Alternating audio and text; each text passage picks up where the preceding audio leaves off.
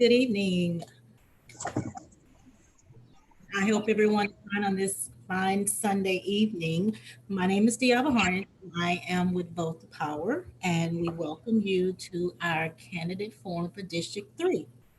Um, like I said, I am one of the co-founders. My other co-founder is Tammy Johnson, who will be speaking shortly. I would like to provide you with a mission statement from Vote to Power to let you know who we are. Also, our disclaimer and to give you the name of the members who are part of Vote to Power.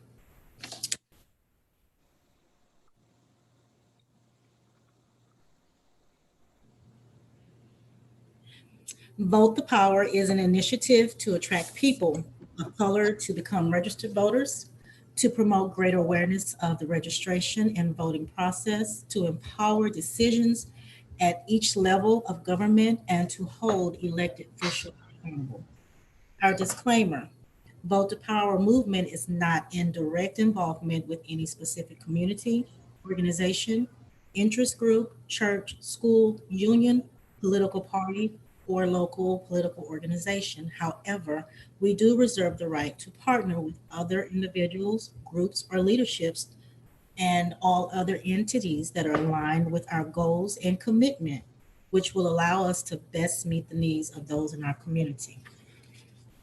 The members of Vote to Power: Shativa Marshall, Melba Wiley, LaRosalind Williams, Sonia Jones Ross, Kim King, Anitra Allison, one of our newest members, Shauna Alfred Vance, and Vic Verma and Lisa Wagner Weedman.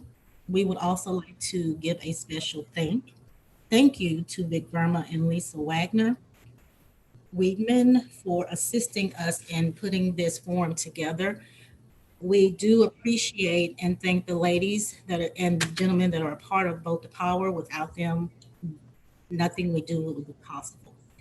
Vote the Power also looks to extend our involvement as collaborators in the renewal and revitalization of the South and East communities of Longview.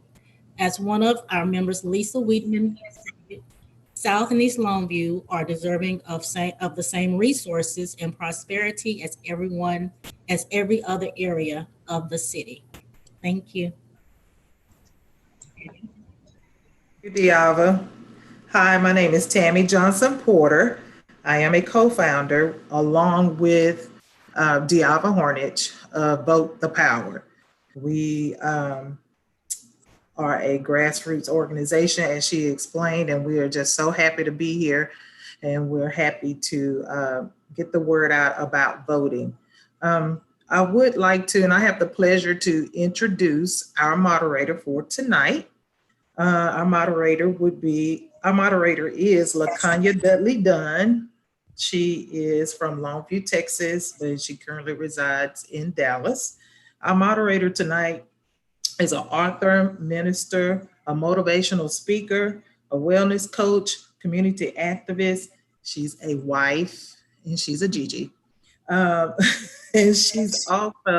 she got her Bachelor of Science from in criminal justice from North Texas University. She is the founder of Hearts Changers International Ministries and I Pray, the president of Mothers Against Racial Inequality. She's a member of the NAACP. Ms. Dunn is also active in NGAN, Move On, and Color of Change.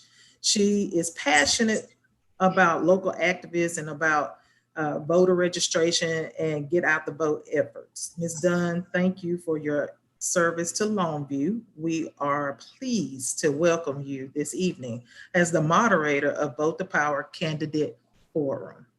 Now I will turn it over to Ms. Laconia Dudley Dunn. Thank you so much, Tammy, and thank you, Vote the Power, for having me this evening. Welcome everyone to Vote the Power's first candidate forum for District 3 in Longview, Texas, where the City Council seat is up for grabs. I wanted to say to you that we want to have a conversation this evening. The reason that we're calling it a forum versus a debate, we want to have an active conversation about the issues that directly affect District 3.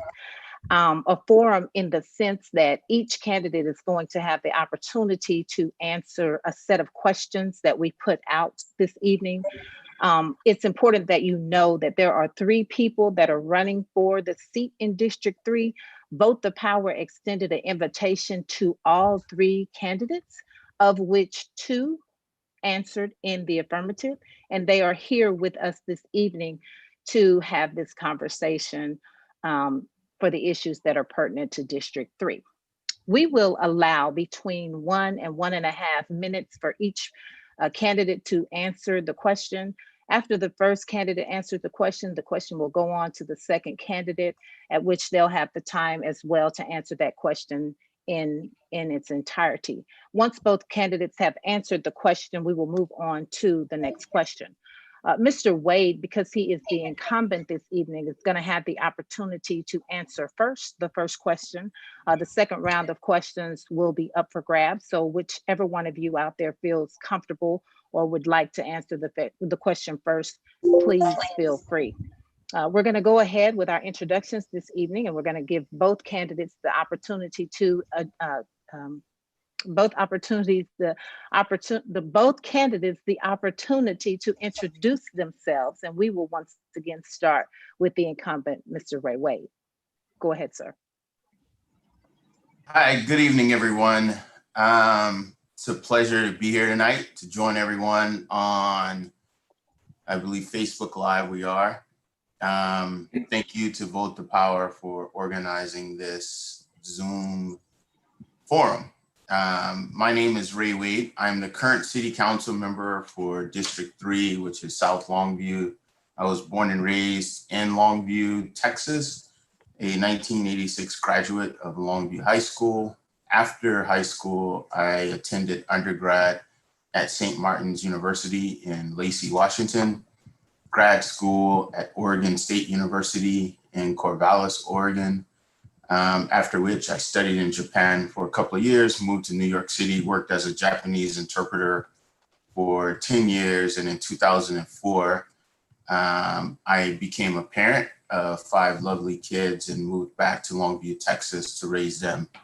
During that time, I continued to work as a Japanese interpreter with the patent courts in Marshall, Texas, and law firms throughout East Texas and Dallas. In 2009, I purchased the Barber Institute, or Barber College in South Longview that had existed there, that had closed down. I purchased that in 2009, opened it, took it through Title IV accreditation, and now it is the Barber Institute of Texas, and we've been in business since 2009. As I mentioned, we're still in business now. We have campuses in Louisville and campuses opening in Phoenix, Arizona. I am fortunate to be here. I am happy to be here to talk about concerns of South Longview, a place that I care deeply about, and I look forward to engaging with everyone tonight. So thank you for having me. Thank you, Mr. Wade, so much, and welcome to this evening's forum. Mr. Guichelarr. Thank you. Good evening, and it's fun to be here. This is the first one for me, a Zoom meeting. The other ones have been virtual as well, but this seems like a really nice bunch of people. And as I said earlier during the first introductions, I believe that you guys are doing extremely important work. I cannot fathom that people still do not realize how important it is to vote. And I'm one of those that says, you know, vote. Even if you do not vote for me, please go ahead and vote. My name is Guichelarr. I have lived in Longview since 1981. I have lived in District 3 since 1986 and been a permanent resident of District 3 ever since. I was always a commercial pilot, been involved in commercial aviation for almost 40 years. But even though while I was doing that, I was involved with the municipal going-ons of the city of Longview, starting in the 90s with the South Longview Revitalization Committee, with Paula Martin Jones, with the Chamber of Commerce, 100 Acres of Heritage, the Special Health Resources Board. I served on it for 10 years, was very, very much involved with the introduction of food trucks in Longview, which I believe was a cultural milestone for this city, and currently serving as president of 100 Acres of Heritage, also known as Downtown Longview. We're the guys that put on the Live at 5 concerts, the Christmas tree lighting, and all that. Because I am retired now, I have more time, and that is one of the reasons that I decided to run for city council person for District 3. Because of personal experience, my own observations, I know there's a lot that needs to be done here. And I believe that besides the fact that I'm the guy to do it, I have the time. I have the time to do it, and that is why I am running. Thank you all. Thank you both so much. Thanks for that lead in, Mr. Guichelarr. I want to pull right from what you've said to us. You've said that you want to turn division into unity. Mr. Wray, you've said that you want to continue the work that we've started in District 3. I want to talk first about the community and its efforts to, number one, keep the constituency safe there in District 3. With that being said, we have a global pandemic that's happening right now. COVID-19 is rampant globally. And so East Texas and NET has reported that as of last week, Gray County has 2,340 something confirmed cases of COVID-19, of which 1,700 have recovered. There have been approximately 39 deaths. So we would like to know, what are your steps towards keeping the community safe? What is it that you plan to do? What is it that you have done? Or what are you looking forward to as far as keeping District 3 and the constituency safe there? Mr. Wade, we'll go ahead and let you answer first. Thank you for that question. It's a very, very serious question, a very serious issue. First, I have to acknowledge the people, not only in Longview, but around the country that have lost loved ones and family members, co-workers, people that they know to this horrible, horrible virus. I have personally had people in my immediate circle that have lost family members to this virus. Right from the beginning, March 10th, I jumped right in with the Gray County Health Department, began putting the message out, the seriousness of COVID-19, ways that you can protect yourself. I, right from the beginning in March, with reaching out to community members, to churches here in South Longview, to let them know the seriousness of it, even a little bit before it became a big national thing that we should do to try to protect ourselves. And I must say, the response that I received from the churches in South Longview was great. I enjoyed speaking with them in the sense of doing what we can do to try to protect not only the community as a whole, but also their community members. Once that I did that, I began to reach out to the less unfortunate, and that's the homeless community. So I began working with Newgate and doing what we could do at Newgate to protect those that do not have a home, those that cannot be shelter in place, or those that have a shelter in place situation that includes a lot of people. So I began working with the people at Newgate in ways that we can help them. At that time, Newgate had a run on foods, and they had a run on things such as just simple as water. So I worked with them in ensuring that they had the things that they needed there. What we can do moving forward are the things that are important. Maintaining social distance, wearing a mask. I can't stress how imperative it is for people to wear a mask when you're out in public, when you are around anyone, to wear a mask, to also to watch situations where you are inside or indoors of a venue that's closed off. It's terribly, terribly dangerous to be inside closed venues where that will offer the opportunity for the virus to spread more. Moving forward, what I would like to continue to do is to continue to try to get the message out to everyone of how important it is that you continue to protect yourselves. And the number one thing that you can do is wear a mask. For our community, we're heading into winter time now. If you're able to get flu shots, if you believe in getting flu shots, please do so. We are now moving into indoor, whereas we've enjoyed great weather. Now moving indoors is to constantly be vigilant, be aware of your environment, be aware where you are, and I will continue to work to try to get the message out of how important this thing is. Thank you. Thank you, Mr. Wade. Mr. Guichelarr. Thank you. Hey, before I respond, is there a timekeeping at all? And I'm glad you asked. are we being warned when we get closer to a minute and a half? We will be warned. We will be warned when we get closer to a minute and a half. We'll let you go out as far as a minute and a half. Yes. Okay, because this ran a little long. Yes. Even though the incumbent's answer was very, very long, there is absolutely nothing that he has said that I disagree with. I hope that if I would have been the city council person at the time, that I would have done the same thing. So for that, I am not going to repeat everything that he said about sensible safety measures, about social distancing and all that, because that really would take too much time. But since you mentioned the beginning of your question with, unity, not diversity, let me just respond to that. This is a unique race in a sense that it is nonpartisan. There is not even a party affiliation indicated on the ballot for the race in District 3.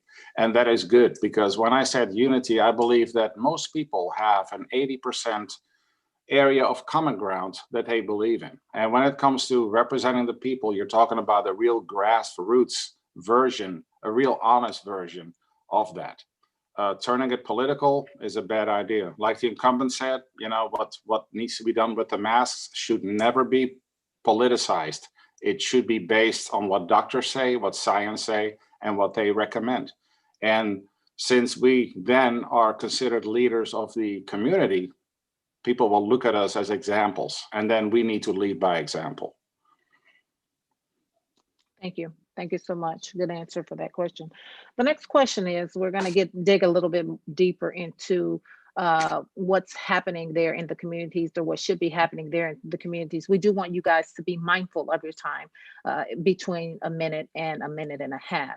If there is a situation where one candidate would like to rebut what the other candidate says, we will allow about 30 seconds for that as well too. So please be mindful of that.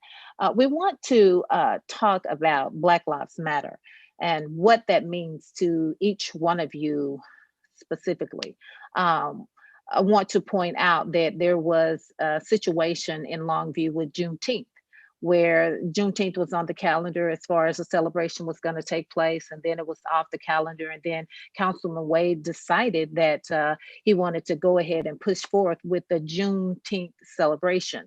I want you to talk to that for us just a second, Councilman Wade, and tell us what prompted that decision. I want you to keep in mind as well too, the issues of safety and concern that we just came off of when we talked about coronavirus and COVID-19. So if you will, talk to us a little bit about how you feel about Black Lives Matter and the Juneteenth celebration as well. Sure, that's a great question. First off, how do I feel about Black Lives Matter? I believe that Black Lives Matter brings to light important issues that have affected lower income, predominantly Black communities for a large or number of years. And I believe Black Lives Matter is important. I believe we need to have a recognition of it. I need that we fundamentally separating an organization, but focusing on the 3 words, Black Lives Matter, to let everyone know that the lives of people of color, specifically Black people, that it matters. And so, yes, I'm a huge supporter of it. I was very happy to see that we had an organization here in South Longview or in Longview that was able to work and promote the missions of Black Lives Matter. And I was happy to acknowledge that and to see the work that they were doing. Moving forward, your question was about Juneteenth and my decision for us to have Juneteenth. As you know, during the COVID, the shelter in place, there was a national, during the COVID, the coronavirus outbreak, there was a national shelter in place, and South Longview and Longview, Texas had a shelter in place as well. The city of Longview had shelter in place. Everyone was closing, events were canceled. The city of Longview initially canceled the July 4th celebration. And so the city as a whole was beginning to cancel a lot of events. What I did at that time, am I extending my time? You are. You are. Okay, Yeah. I'll get to this Yeah. one. So Okay. when the unfortunate murder of George Floyd happened, that was the moment that I decided that Juneteenth was important. And what we saw with Juneteenth was a celebration of all races from North and South Longview to come together for the Solidarity March and also for Juneteenth itself. Thank you so much. I apologize for that. Mr. Guichelarr, I'd like to extend the same question to you in an equal amount of time if you need to. I'd like for you to answer for us how you feel about Black Lives Matter, why you think it's important to this community, and what you think about what happened with Juneteenth, with Councilman's decision to go ahead with the Juneteenth festivities.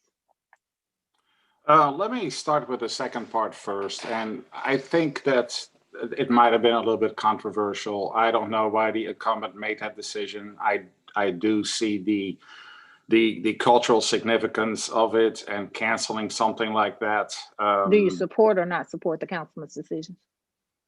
I do not support the decision. I'm hoping and I trust that social distancing took place. So let me just, it was his event, it was his thing. So let me just say that about that. Black Lives Matter, when I moved to Longview, I thought I had actually stepped back in time quite a ways. I remember when I got my first video camera, and at that same time, there was a KKK rally at the Gregg County Courthouse. Now, friends of mine from more progressive area, dare I say, did not believe me. So I went out there and I shot some footage of these people in their sheets and their brown shirts and all that. And I could not believe that actually could still happen. Now, for me, that was the mid 80s. It was 1982, 1985. And I was appalled. I really, really was appalled.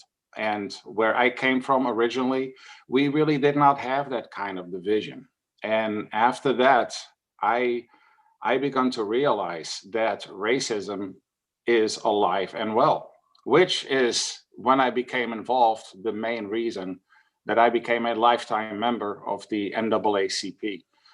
Not because I like going to attend meetings so much, but I'd rather put my money where my mouth is. And NAACP is a wonderful organization. They could use financial support, and to me, that was just a great way of helping things out and trying to fix things that I believe are wrong. And frankly, what I tell people, if they say they're not comfortable with Black Lives Matter, well, then to me, you're a racist.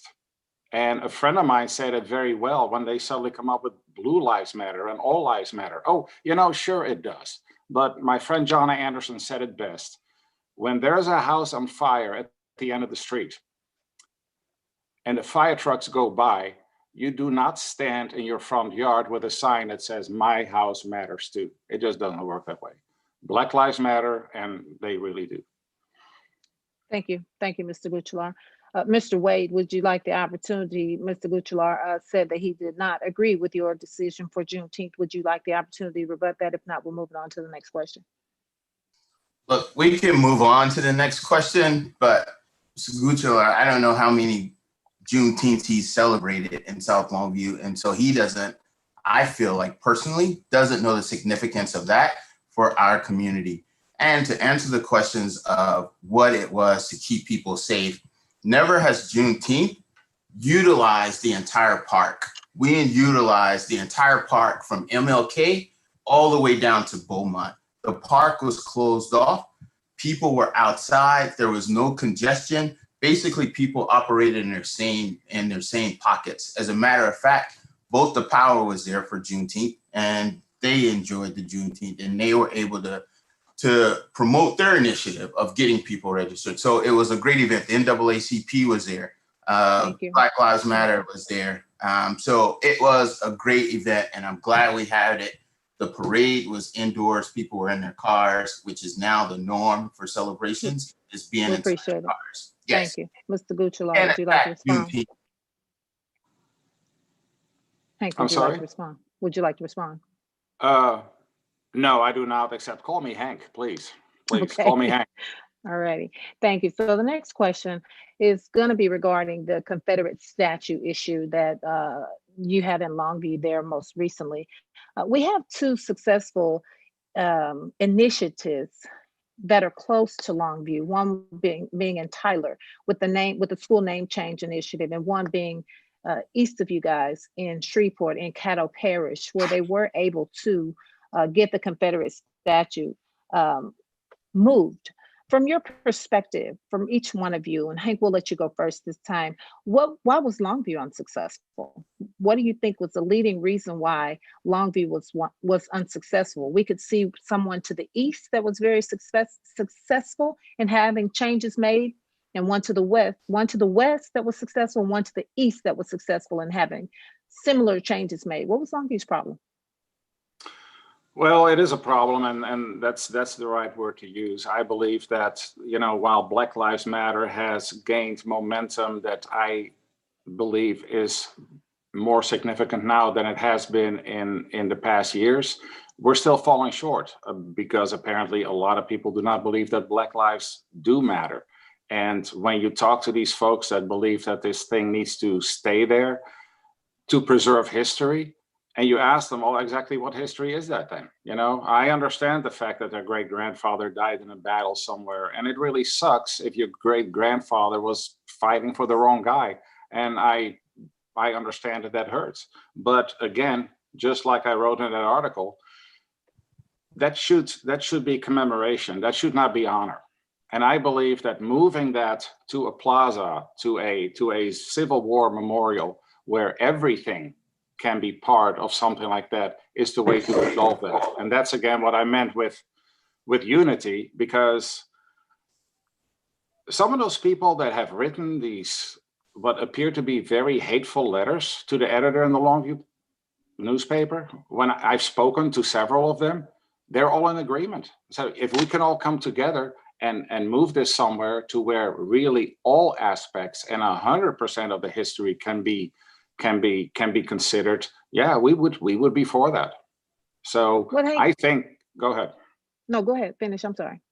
I said that would be, rather than wagging the finger and saying, we know they were wrong, and actually, essentially, they know they were wrong, and so we're not going to destroy it. We're just going to move it. Look, that thing was moved once before. It came from Bodie Plaza to the courthouse. So we know it can be moved. All we got to do is move it one more time, in agreement with all parties, and that can be done.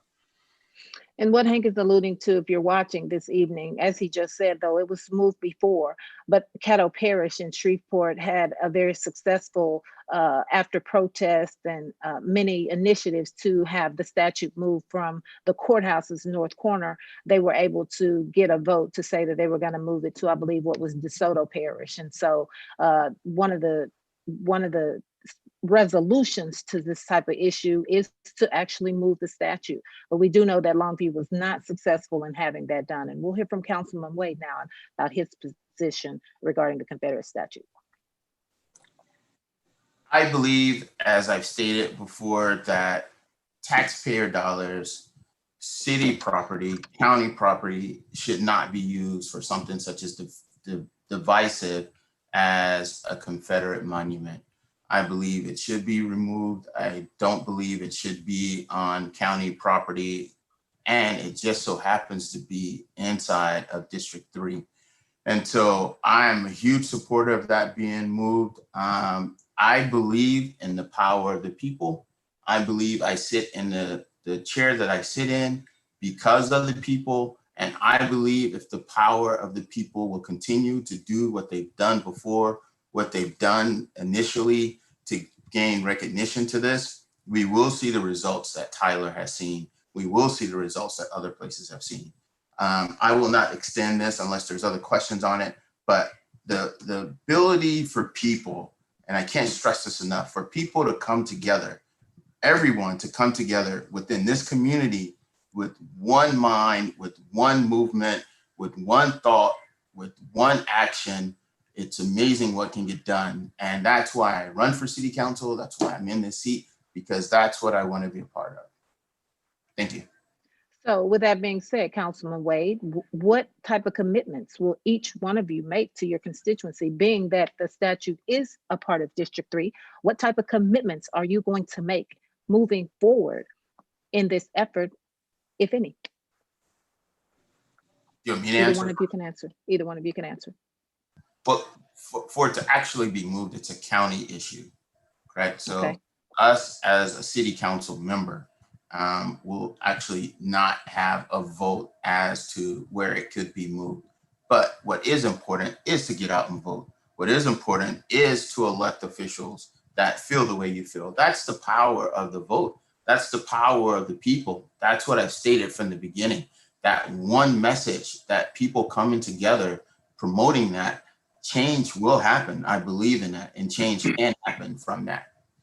So even though you don't have a vote, we understand it from that perspective. What type of pushes will you get behind it? Will you make some type of push to ensure that it happens? Are you on board with it? It's basically my comment right now is that I am behind it 100%. Okay. Okay. And so my ability to have conversations with the commissioners, my ability to have conversations with people who believe in it and their right to protest, their right to be there on city property, to let everyone know, to continue to educate everyone. I think we've done a great job with the people who have protested this, with educating how wrong this is and where it belongs. Thank you for your answer. Yes, I would support it. Hank. No, I do believe that as a city council person, you can do something about it. Having a dialogue with the commissioner's court apparently does not help a whole lot, because they did not, this is where they went wrong. They didn't make a decision. They refused to make a decision. It was rather cowardly. The way that, if you had a chance to see that, when Commissioner Brown made the motion and there was no response, and I saw a couple of white guys staring at their desk, not willing to commit, that right there said it all. I can do something about it because I actually know most of those people that are against tearing it down. But I also know that when I talk to those people, I can convince them that moving it to a mutually agreeable spot is something they would be in favor of. The commissioner's court listens to those people, and they base their decision of non-decision on what they said. When we all come together and go back to them and say, this is what we want to do now, you might actually get that commissioner's court on the side, and the ball's actually out of their hands. They're a very, very low risk vote for them. And I think it can be done. I think that within my first 3-year term, I can do that. As a matter of fact, I committed in the previous forum that every city council meeting, one way or the other, I will bring it up just to remind folks that it is a pressing issue that really needs to be resolved. We should be as good as Tyler. We're better than Tyler or Caddo Parish. Why are we lagging behind? That's shameful. No, we need to take the lead in that kind of stuff. And yes, I can do that. Thank you for that, Hank. Appreciate it. So the last 2 questions, gentlemen, I'm going to kind of tie them together for the sake of time. We want to give the opportunity for the constituency to have a voice as well here too. I want to talk to you about 2 things this evening. I want you to answer them as succinctly as possible. I want to talk about voter integrity, and then I want to talk to you about the mayor's position versus your own position. When we talk about voter integrity, we see what Greg Abbott is doing throughout Texas, that he's directed counties to designated only one location for mail drop-offs for ballots and things of that nature. As well, he's installed poll watchers, people to watch the polls when we're voting and when ballots are being dropped off. How are you protecting your constituents from the governor's obvious rebuke? What are some of the things that you're doing, or maybe even telling your constituency about mailing in their vote, or even going to the polls to vote? I know for the African American community, there is some apprehension a lot of times about going to the polls to actually vote. There's a level of fear for the older generation as well too about going to the vote. What are you saying to the constituency, or what do you plan to say, or what do you plan to do, or how do you plan to help this type of fear in light of what Governor Abbott has done throughout the state? I think you can answer first, please. Oh, I didn't hear that. Me? Sure, yeah. Well, of course, I don't have a constituency yet, but if I had one, I would tell them that they really do not have to worry about going to the polls and vote. I understand, and by the way, it's not just the Black people that have those kind of fears, because I hear the same, and especially, like you said, the older generation that are really apprehensive about those kind of things. But it's a numbers game. The governor is doing this because, just like me, he knows there are less Republicans than there are Democrats. And that's why you guys do such a wonderful job, because everybody needs to go out and vote. The only way for him to give his party the advantage is to make voting as difficult as possible. That's the only way they can win that game. It's simple math. And so how do you assure the people, Hank? How do you assure the people that they're going to be fine when they go out to vote or drop their votes off? What do we do? How do you assure? What would you say?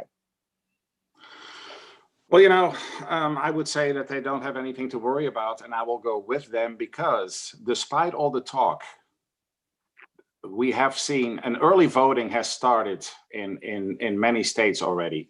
And we have not seen anything that we need to be worried about.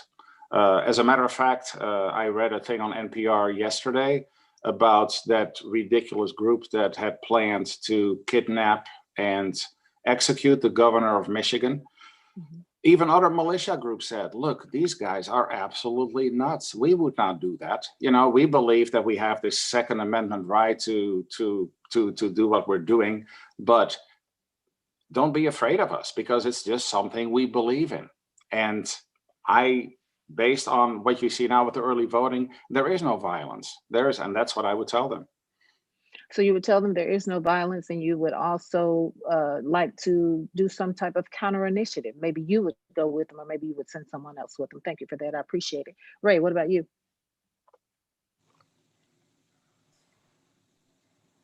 Voter suppression is a serious issue in the Black communities. And in District 3, where I have focused on, one, educating the voter on when you can vote. By the way, early voting starts October 13th, which is this Tuesday.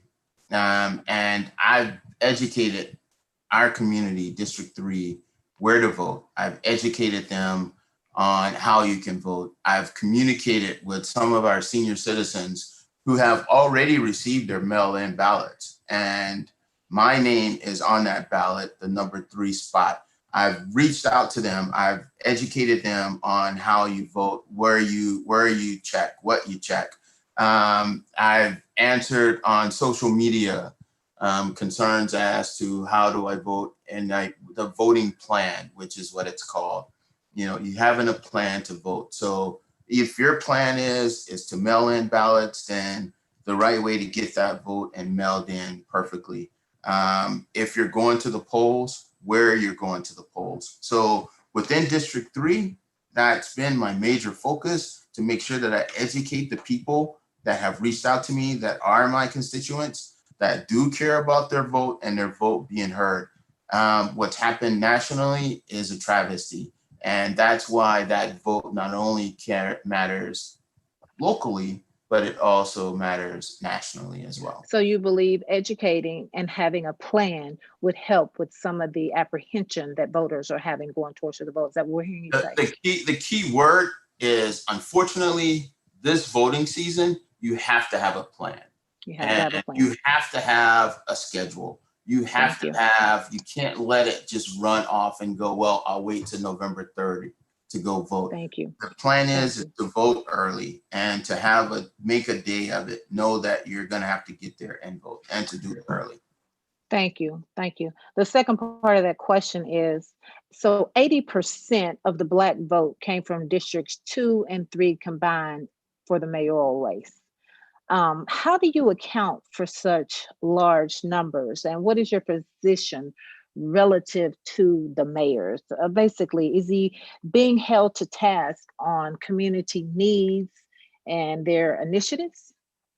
How do you account for that? What is your position? Councilman Wade, you can answer first.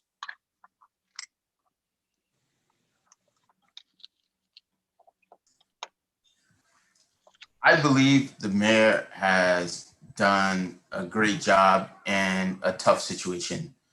Great job. Tell us about great job. Give us just a little bit of insight on what the mayor has done for your district that has helped the district move forward.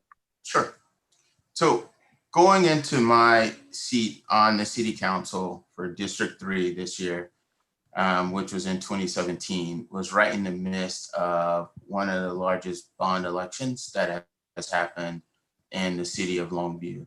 And a large part of that has all been directed towards District 2 and 3. And I have been very, very satisfied with not only the work that I've done with the city manager, the Parks Department, the mayor, on assuring that what's being allotted to District 3, that we are able to see that fully benefit us. And let me stop you there for just a second, Councilman. I want you to tell the constituency what you mean by bond. I'm not sure that everyone understands what you mean. Explain to us what you mean by bond. Well, the constituency, the city, the citizens of South Longview all voted to have a bond election, where there would be an allotment of money that would be afforded to the city for city improvements. And it was citywide, but yet a large part of that, 5 million of it, is actually going towards Broughton Recreation Center, for a remake of Broughton Recreation Center. A part of it is going towards the entryway of Estes Parkway and Moberly. And so those are the areas that have been affected and or will benefit from this upcoming bond election. Thank you. Stuff. Thank you so much. Hank. You know, without having you to have to repeat the question, let me just put it this way.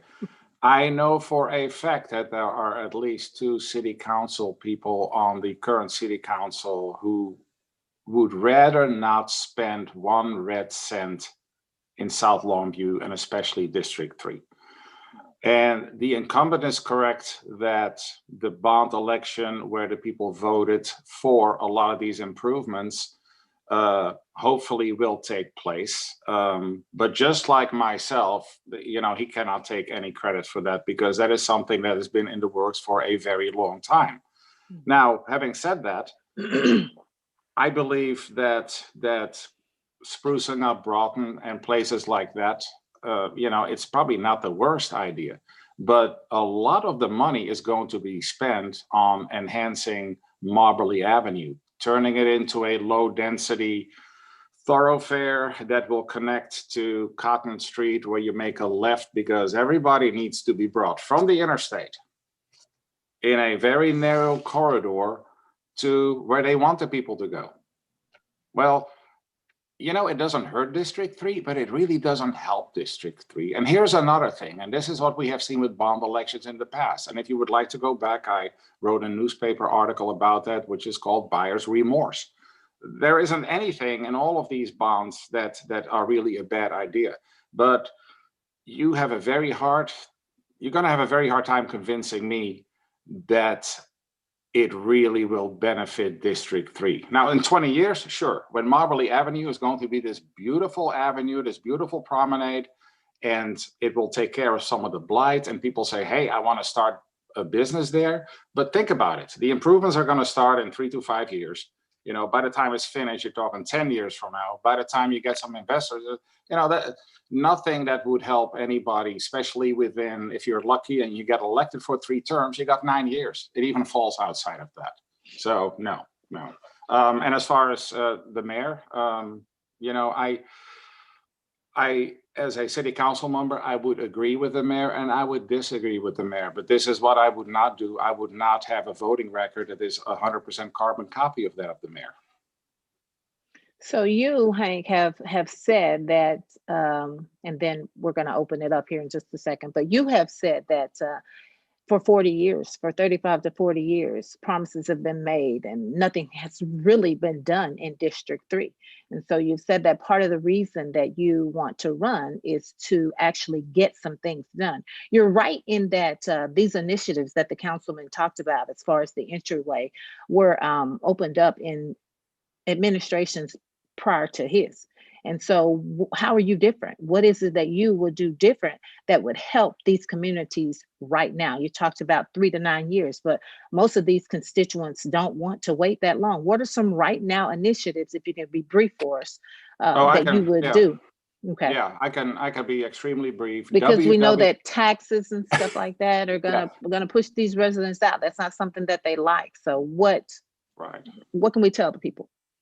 Tell people that when they look at the video that's posted on my webpage, www.voteforhank.com, vote number 4, voteforhank.com. And I took footage of something that you just do not see anywhere else in town. I cannot blame anybody specifically. I cannot put the blame on somebody, one person, one entity. No, we have allowed District 3 to get to a spot where it is going to take a lot of work to recover from.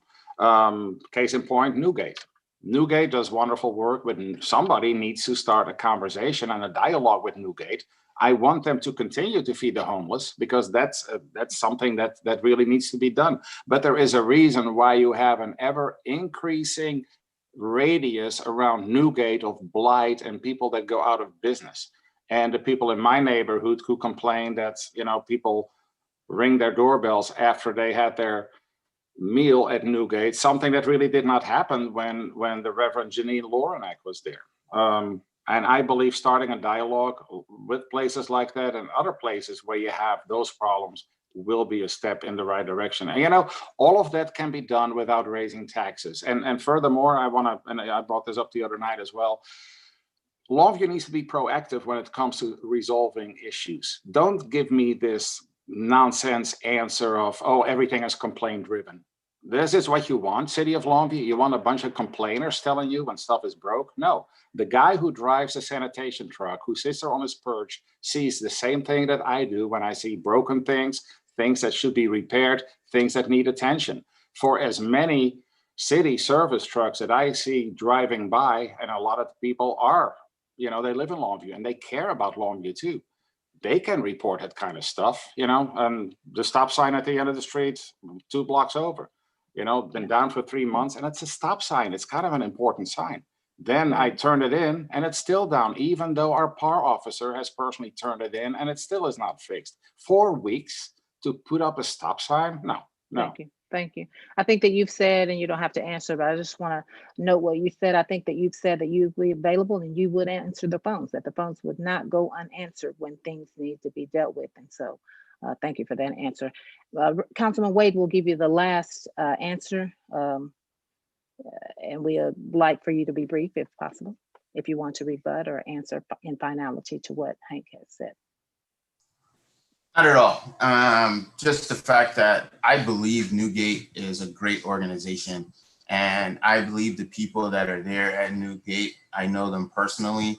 I believe that they have the best interests of District 3 in mind, and I will support them, and I've always supported them, and I will continue to support them. Thank you. Thank you so much. Thank you. I appreciate you both, Hank and Councilman Wade. We appreciate you for answering these questions tonight. We'd like to open it up to the floor. If there are any questions on Facebook Live or in our comment section that or comments that want to be addressed right now, we'll take those.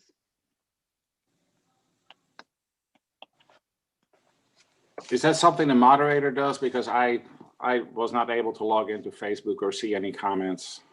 Right. Yeah, we're gonna do it on our end, Hank. Thank you so much. Okay, great. Yeah, appreciate it.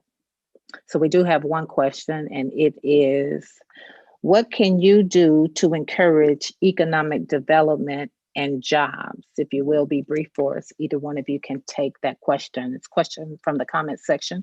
What can you do for economic development and jobs? And that came from Shelby Hanks. I'll be brief on that. As the president of 100 Acres of Heritage, we do nothing but attract, encourage, and help people with businesses downtown. I have done that for a long time. The food truck business that I was instrumental in bringing to Longview is much of a business incubator, allows entrepreneurs to get into a business at a much lower cost than if they would have to go into a brick and mortar business. I can bring all that experience and all that initiative and spread it out over the rest of District 3. That's how I would do it. Okay. Councilman Wade.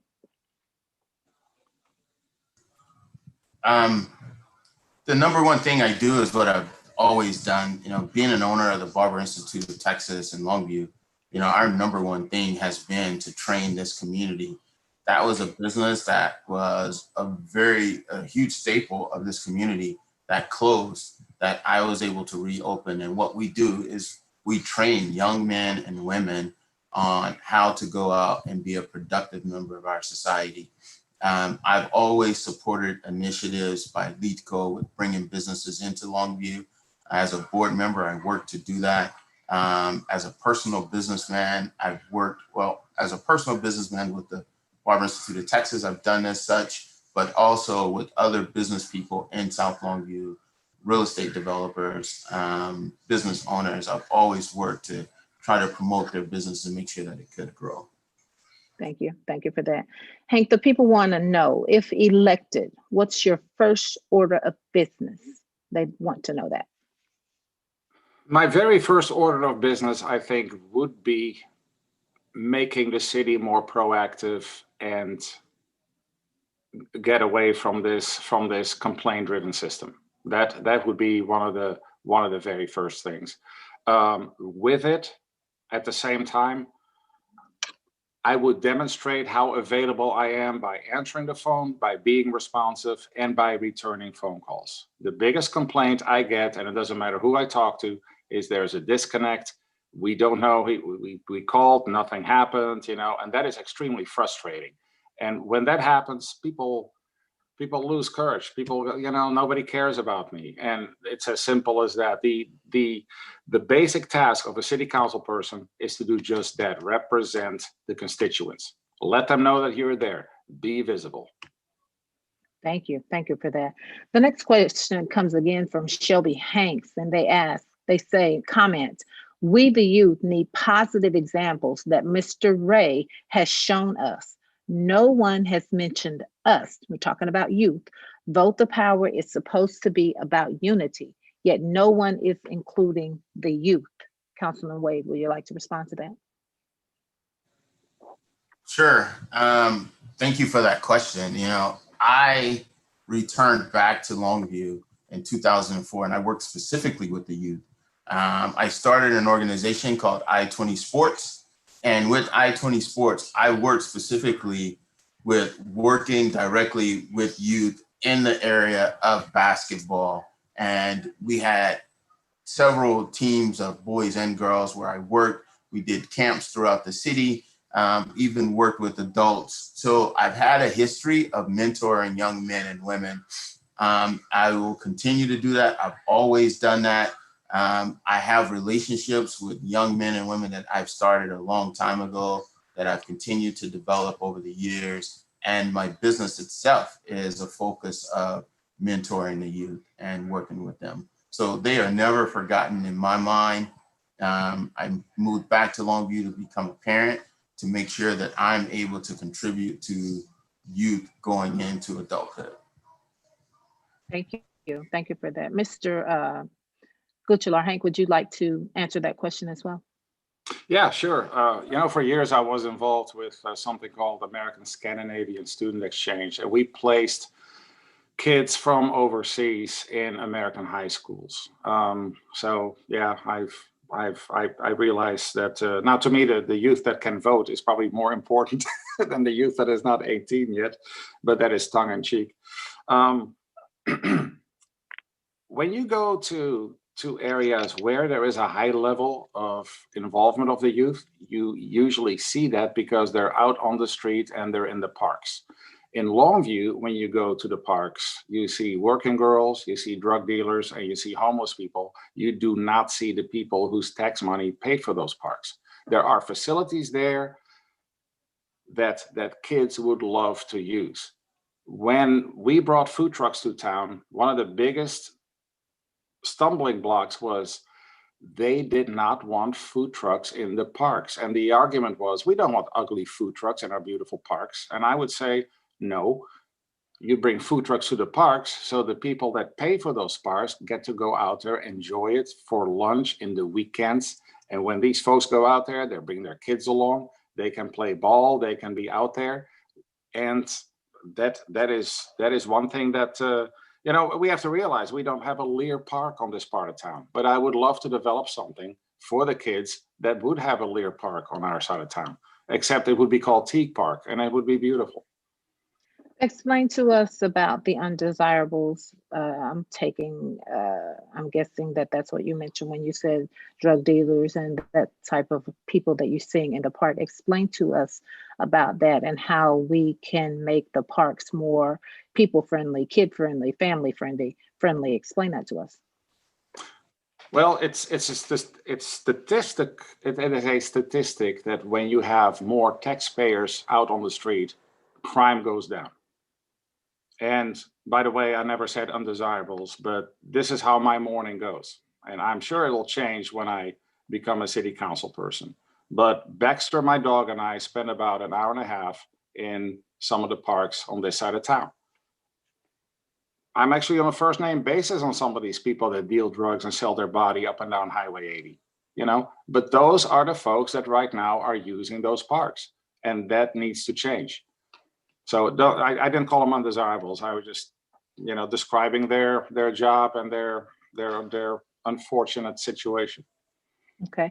Next question is, there's an absence of diversity at the leadership level within the city of Longview.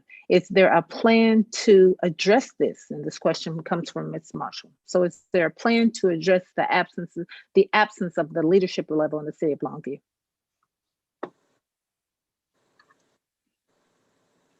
Councilman Wade, you can answer first. Yeah, first off, our parks in South Longview are not overrun by drug dealers and women who sell their bodies. Our parks are really respectable places. Our parks are used by people who play ball in the parks, by softball games. Teague Park is a core place for entertainment.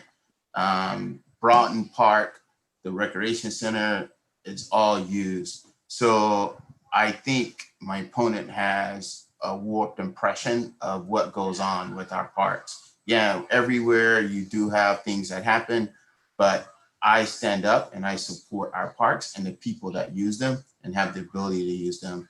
As far as diversity moving within the city, I've been a proponent of getting people involved, to sit on task force and organizations throughout the city. I've promoted that heavily. I do believe we need to work with a little bit more diversity in areas such as our fire department, our police department. But I think we are working in that direction, and I want to continue to encourage everyone to get involved and to please let me know of areas of interest that you have. Is there a plan?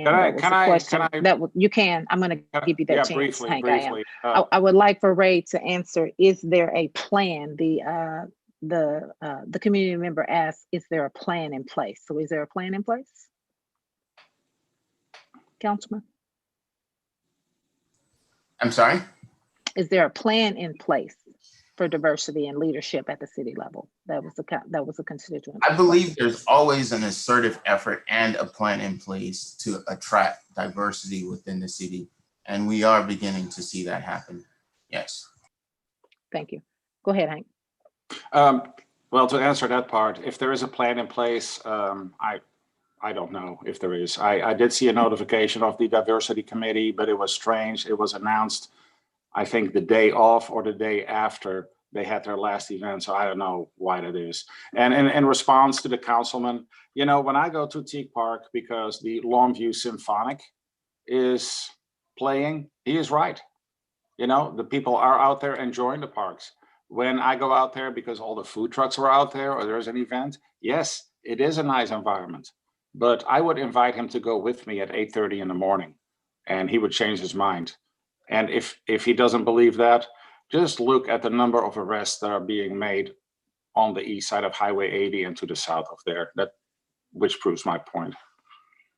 Thank you. That leads us into the next question from the community. What plans do you have to address crime in the area? Will you commit to more community activities regularly, like every month or once a month? So again, they're asking for plans. What plans do you have to address crime, and will you make a commitment to do more community activities? Actually, I can probably revert back to my previous answer, because the more activities there are, like those events, like food trucks, like all that, will take care of that and will reduce crime. The fact that right now some of these things are not allowed because there are some people who have, I forgot the word. What is it called when you can sell Cracker Jacks out of a city-owned building?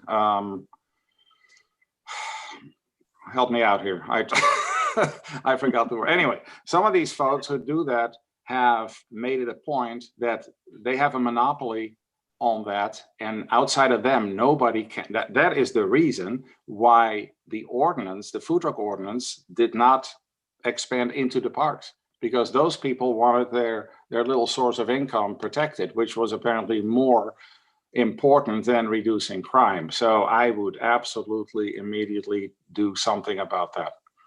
But you're not sure of what type of plan you would have in place, but you're just sure that you would do something about it. Is that what you're saying?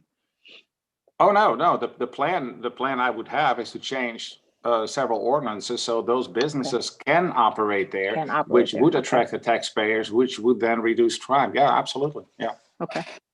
Thank you for that. Councilman, would you like to answer that as well? Sure. Also, too, I want to also let it be known that Teague Park, what I did in District 3, working with the mayor, is to start to destroy, along with the business owner, by the way, on Highway 80, to destroy the hotel that operated right in front of Super One, to where now we're building an entryway. Teague Park is getting a complete makeover. And so people who cannot see that that's happening are people who are focused on a lot of the negative of it. I refuse to be negative about my community. I know there's a lot that's going to happen here in the future. There's a lot happening since I've been in this seat for the last 2 years with Teague Park, with Broughton Recreation Center, with every park. And as far as crime is concerned, before I was even elected in January of 2015, we suffered a lot of murder, a lot of crime within South Longview. I, at that time, brought not only the current mayor at the time, but future mayor, other city council member, other leaders together at Heritage Square, downtown Longview for a unity meeting to let everyone know that we have to take control of our neighborhoods and our communities. And that was back in 2015. So what is the plan going forward, Councilman? So is there a plan in place going forward? The plan going forward from my seat is to continue the relationship that I have with the chief of police here in Longview, to continue being vigilant within this community, with continuing to let young men and women, to mentor them, to let them know that there's a better life for them outside of what they possibly see on a daily basis that's not positive. All right, thank you both. Appreciate that. The next question is from Chelsea. Chelsea asks, can we get some historical markers for the race riots and lynchings that took place in District 3?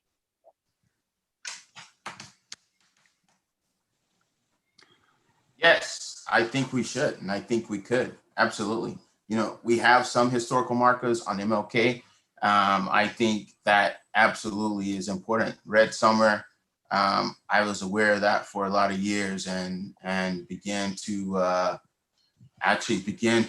write. I have a history in working in film and video, and just thought that would have been a great documentary. So to acknowledge that and or to have markers where all of that happened here in Longview and in South Longview is most definitely important. Thank you. Hank, do you want to answer that? Yeah, sure. Yeah, Mayor Mack has been very positive, proactive when it comes to these kind of things. I'm currently serving on another task force, which is called the Walk of Honor, where we're doing exactly that. We're planning to put markers around the downtown area, up and down the streets, that honor people that have made a significant contribution or done something of historical significance in our city. So that would be an excellent thing to merge with that. Even if that is not possible, yes, like the councilman said, it's absolutely possible to add markers and to do that. And yeah, since you're talking about those race riots, I'm amazed at how many people are not aware that that actually happened in Longview. Right. Thank you both. The next question is from Ms. King. She wants to know, how does redlining affect Longview, if at all? Councilman. Redlining, absolutely. It's an issue throughout America, and it's most definitely an issue throughout our community. Just as far back as 2015, there was redistricting that was happening right here in my neighborhood. And so where I am now, before that, it was included in other districts. It was included in District 3, but what happened with redistricting, we lost that. And so redlining is a huge problem. It's something that needs to continue to be watched over, something that needs to be fought for. Thank you. Hank. Yeah, I agree with that. And actually, when it comes to District 3 in particular, you know, I'm of the understanding that our 6 districts need to have about an equal number of people in there. And when I drove the district lines, you know, some of that absolutely did not make sense, which made me aware that besides this issue, that is something that should be visited and considered. Yeah. Okay, thank you. Hank, the community wants to know, how will you connect with the constituencies of District 3, being that District 3 is predominantly Black? And Wray, they want to know from you, what will you do to connect more with the constituency? Hank, I'm sorry, we'll begin with you first. Yeah, you know, that is a good question, and it is a minority district, but you know, there is absolutely nothing I can do about the fact that I'm white.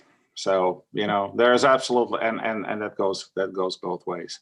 I would like to hope that people see beyond that. And the reason I voted for Barack Obama for 2 terms is not because he was not the color of my skin, but because he was the most qualified. I am convinced that most people here are smart enough to recognize who's qualified and who's not, and not say, well, I'm going to vote for you because I know you, just because I kind of owe it to you, or because there's people in my family I would not hire for my business because I know they would not be able to do the job. I would hire somebody who is qualified and base it on that. Now, is it going to be challenging? Yeah, absolutely. There's no denying that. Thank you, Hank. Councilman, what are you going to do more to connect with the constituents if you're elected? I'm a part of this community. I was born and raised here. I am involved in everything that I possibly can be within South Longview.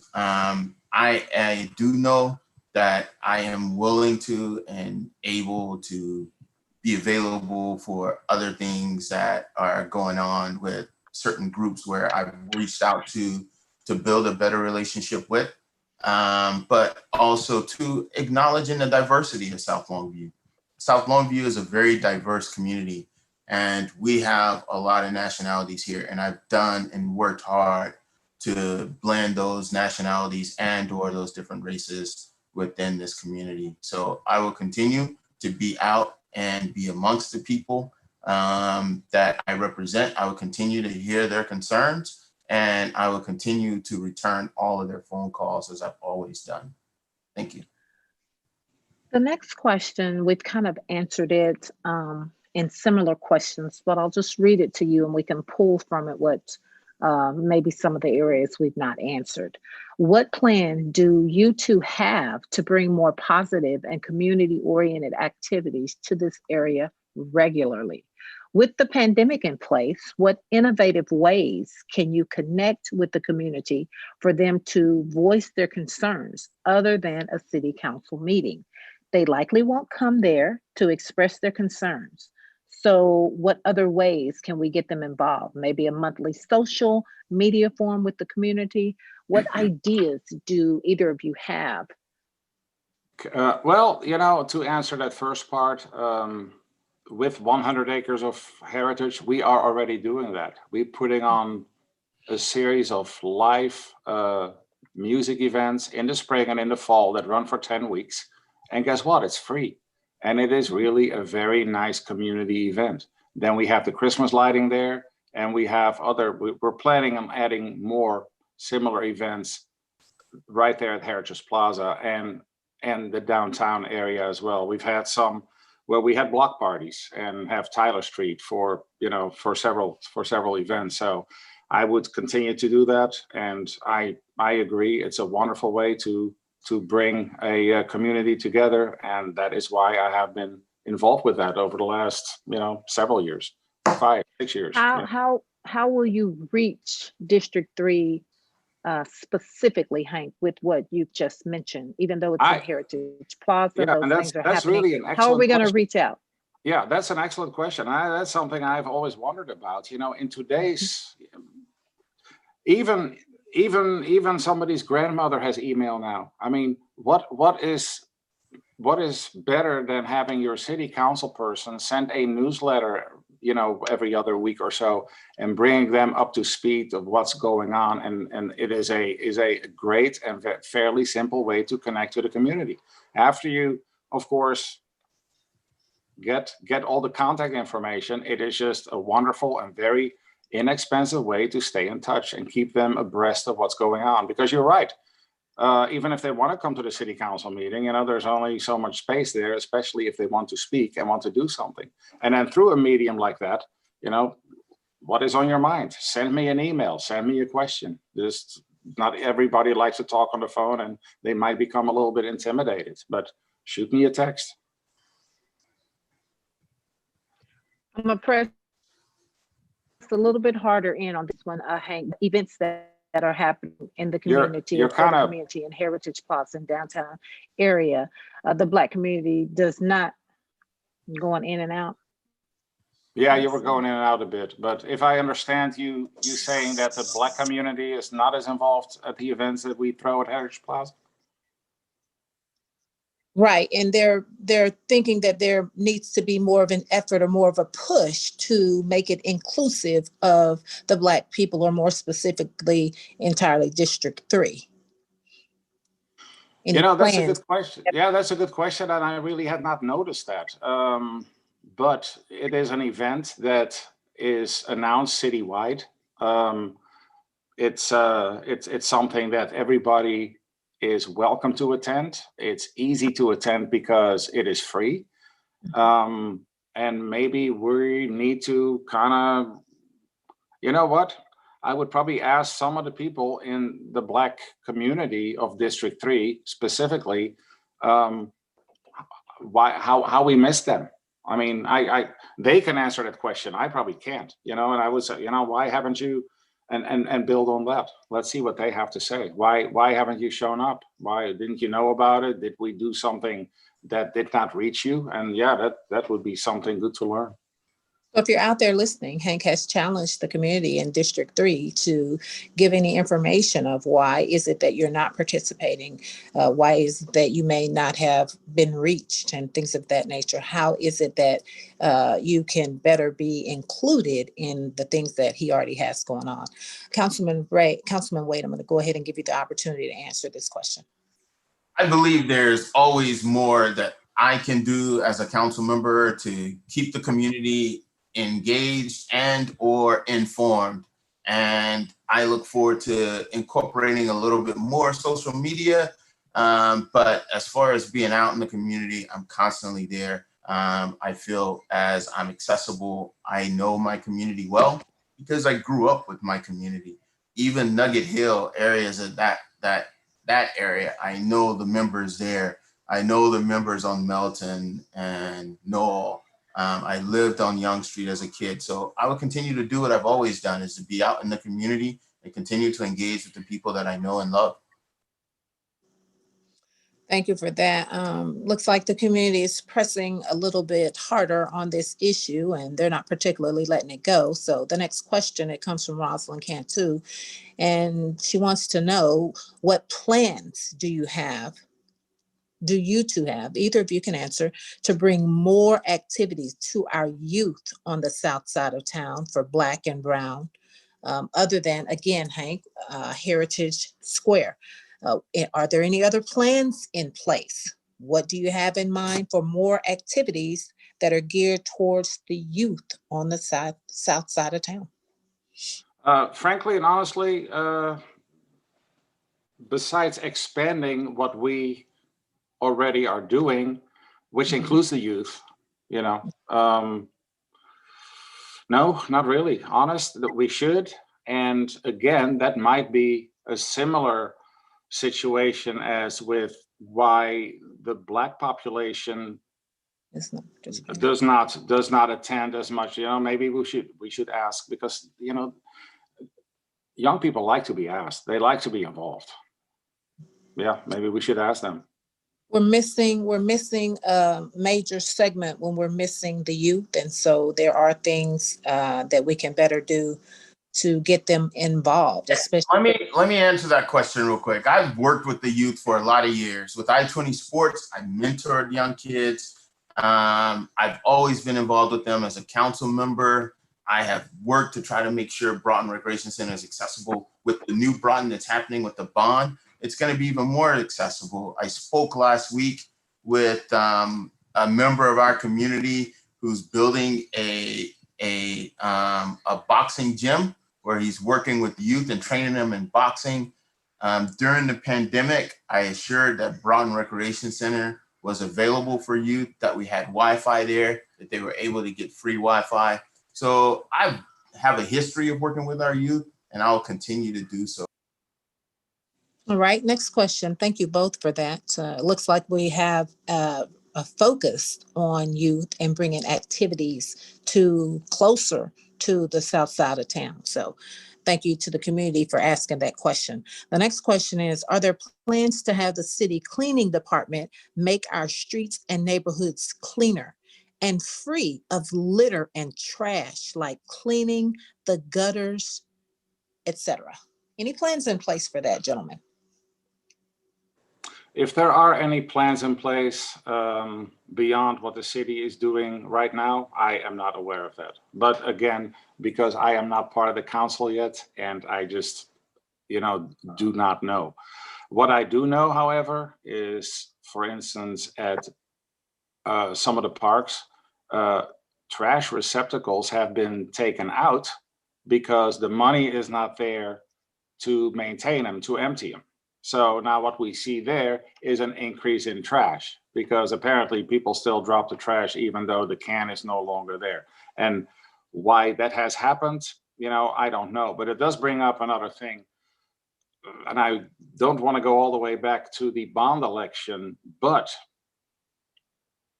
maintaining what you have is really, really important. And there should be a focus on that.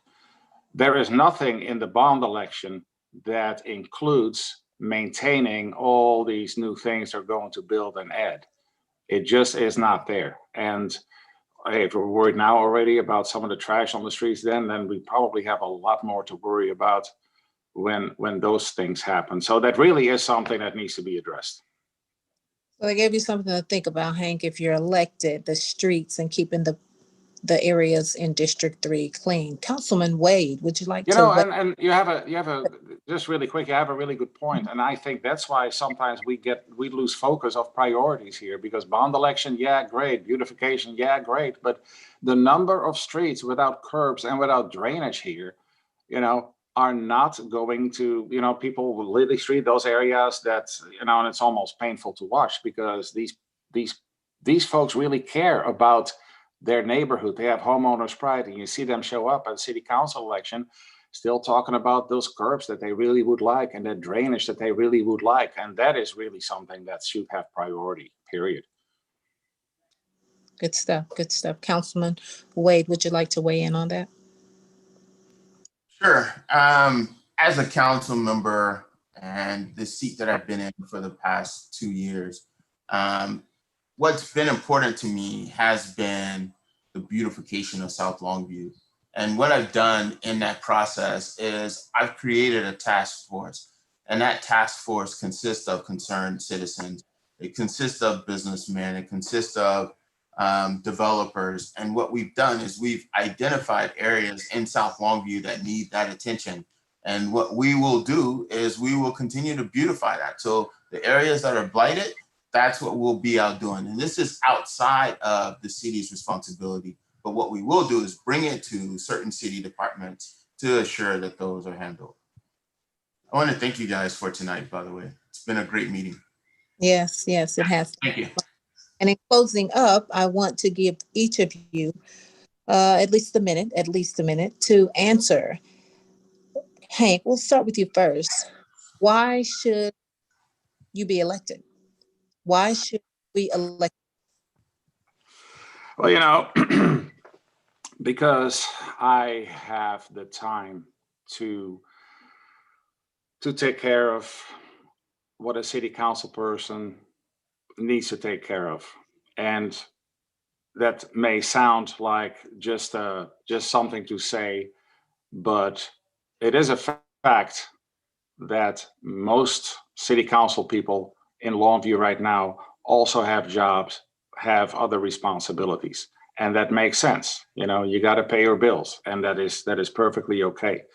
I am in a position where I can reach out to the city the city's open from 8 o'clock until 5 o'clock.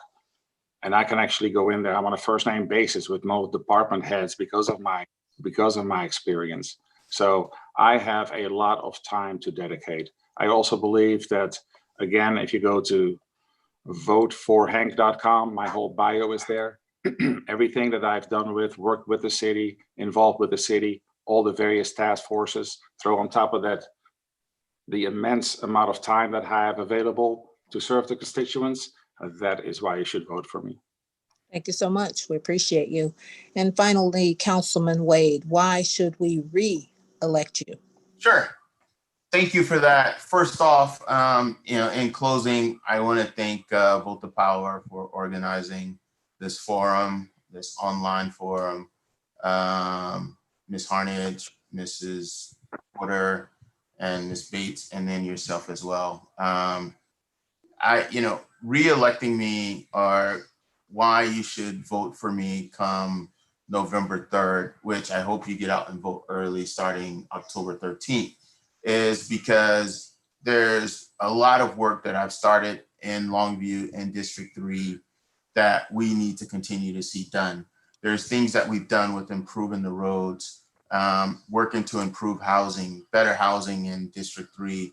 The I-20 corridor is very important, and that's work that not only have I started a while back, but I'm continuing to improve on.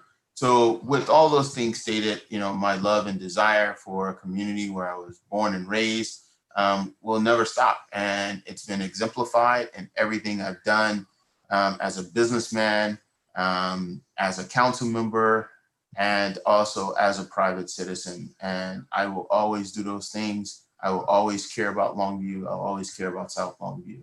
And those are the reasons why I should have your vote on November 3rd. Thank you. Thank you. Thank you Thank both. you. I Good night. want to just take the opportunity from the perspective of Vote the Power, myself and our entire team here to say we appreciate you. We thank you for everything that you have done, Councilman Wade. We thank you for everything that you aspire to do, Hank. And we're looking forward to a great election. We appreciate you all for attending this with us tonight. We know that you had a choice to do anything on Sunday night, and we thank you so much for spending it with us. So God bless each and every one of you, and we look forward to what the election brings. Again, thank you. Thank you. Thank you.